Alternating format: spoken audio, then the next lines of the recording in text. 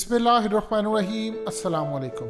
India की air force के commanders की इंतहाई अहम तरीन मीटिंग होने जा रही है 15 अप्रैल से। इस मीटिंग के अंदर वो डिस्कस करेंगे ऑपरेशनल कैपेबिलिटी, स्ट्रेटजीज, चैलेंजेस और उसके अलावा इंडिया की मिलिट्री की जंग के लिए तैयारी क्या है चाइना के हवाले से और पाकिस्तान के हवाले से। आप हैरान होंगे इस बात को जानकर कि राजनाथ सिंह इस पूरी सूरत हाल के अंदर इंडियन एयर फोर्स के कमांडर्स की जो मीटिंग करवा रहे हैं, ये असल में एनुअल होती है, लेकिन एनुअल मीटिंग इस दफ़ा मामला बड़ा डिफरेंट है। इस मीटिंग के अंदर इंडियन एयर फोर्स पूरी रिपोर्ट पेश करेगी, क्योंकि सूरत हाल इस वक्त है बॉर्डर पर नाजुक। इस रिपोर्ट में बताया जाएगा।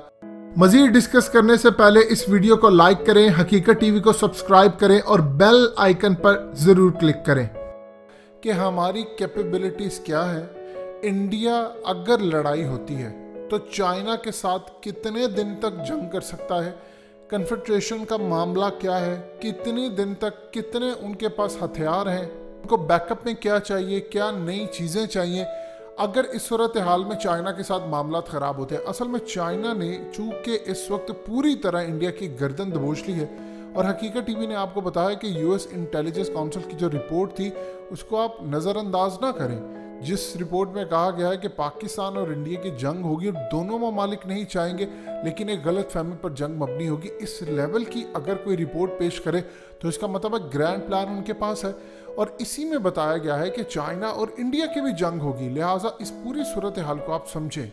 राजनाथ सिंह जो उनके डिफेंस मिनिस्टर हैं, वो ये असल में रिपोर्ट आगे प्रेजेंट करेंगे मोदी को, और फिर वहाँ पर सिफारिशात रखी जाएंगी कि देखिए ये है हमारी कैपेबिलिटी।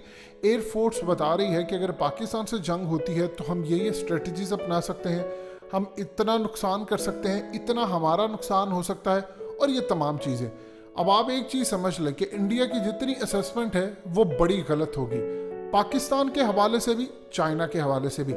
इंडिया ये समझ रहा है कि अब ये जो जंग होगी ख़ास तौर पर ये साइबर हमलों के बगैर होगी, यानी हम जहाज़ भेजेंगे, वो जहाज़ मारेंगे। इनको पता नहीं है पाकिस्तान ने इनके साथ करना क्या है, इनको ये नहीं पता कि चाइना ने इनके साथ क्या करना है। अभी तक तो ये मामला है कि चाइना सिर्फ इनके जहाज़ बंद कर देगा, उनका कंट्रोल टावर से राब्ता मुनक़ता कर देगा, EMP टेक्नोलॉजी इस्तेमाल करेगा, पूरे का पूरा मुल्क जैम कर देगा, ब्लैकआउट कर देगा, इनके तैयारे फ्री फॉल गिर जाएंगे। यहाँ तक तो इनको अंदाज़ा हो चला है, और पाकिस्तान के हवाले से ये परेशान है क्योंकि 27 फरवरी को जो उसके बाद इन्होंने सूरत हाल पैदा की थी, इनको इदराक ही नहीं था कि पाकिस्तान के पास ये टेक्नोलॉजी है। लिहाजा अभी भी पाकिस्तान इनको करेगा सरप्राइज, चाइना करेगा इनको सरप्राइज। इनको ऑप्शन क्या मिलती है पाकिस्तान के साथ लड़ने के लिए, ये अभी तक पूरी तरह कैंपेन चलाकर बैठे हैं, राफेल राफेल। आपके पास इस वक्त दुनिया की जंग की नौयत बदल चुकी है।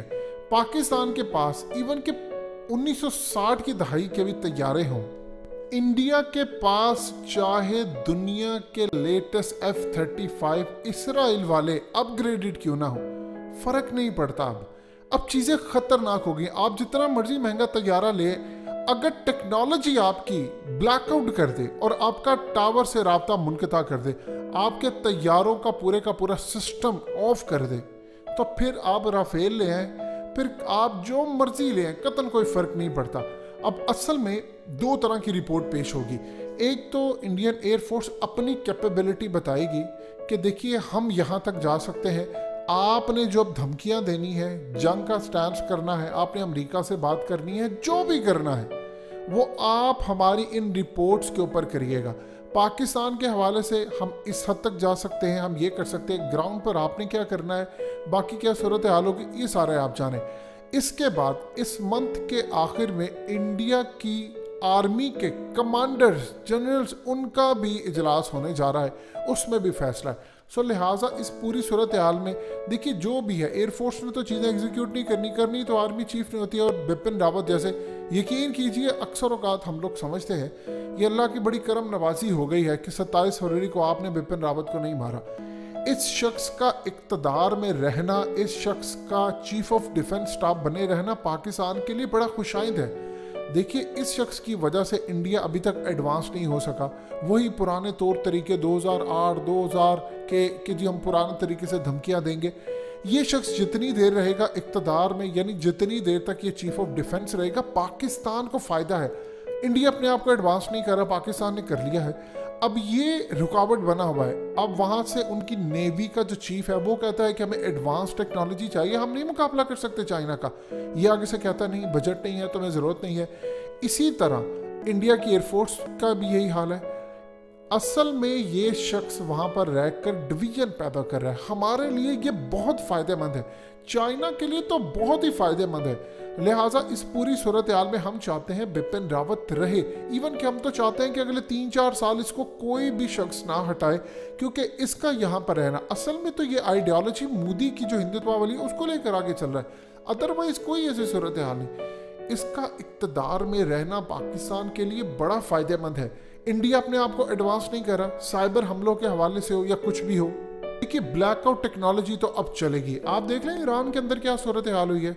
उन्होंने उनका एटमी पावर प्लांट जो पूरा था उसको ब्लैकआउट कर दिया।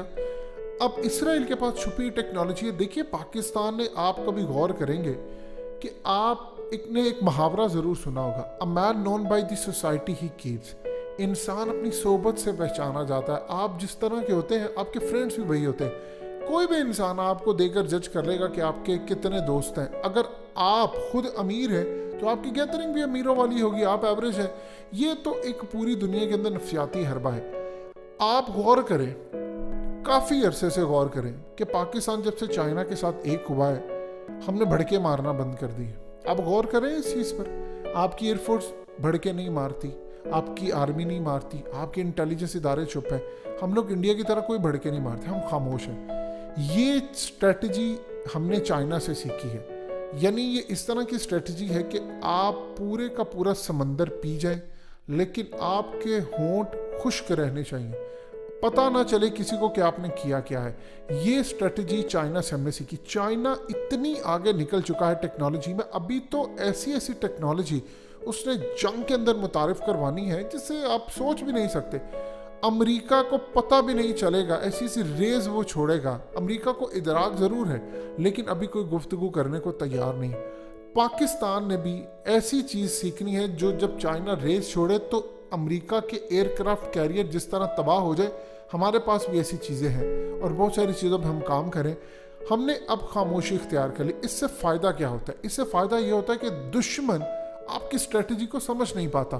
कल के तौर पर 27 फरवरी को जनरल आसिफ गफूर ने कहा था कि कल होने जा रही है बहुत बड़ी कमांडर्स की और अहम तरीन मीटिंग। यानी आसिफ गफूर ने क्या कमाल स्ट्रेटजी थी पाकिस्तान की फौज की, आप दाद दे जितनी देना चाहते हैं। उनको कहा कि कल होने जा रही है मीटिंग और इंडिया को पता होना चाहिए हमने उस मीटिंग के बाद फैसला क्या करना है। Indian air force, Indian army chief सब, अब उनको बताया ये गया कि सर कल उनकी मीटिंग है, शाम को उन्होंने प्राइम मिनिस्टर को आगाह करना है, उसके बाद कोई फैसला होगा और 2-3 दिन के अंदर पाकिस्तान कोई रिएक्शन देगा। अब ये देखिए कि पाकिस्तान ने अगले दिन ही चढ़ दौड़ा इंडिया के ऊपर। यानी हम इंडिया के अंदर घुस के मारने के लिए ये वो सरप्राइज हो गया। अभिनंदन आया, कंट्रोल टावर से राब्ता मुनक़ता।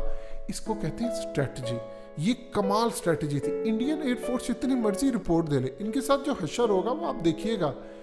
दुआ कीजिए कि बिपिन रावत रहे।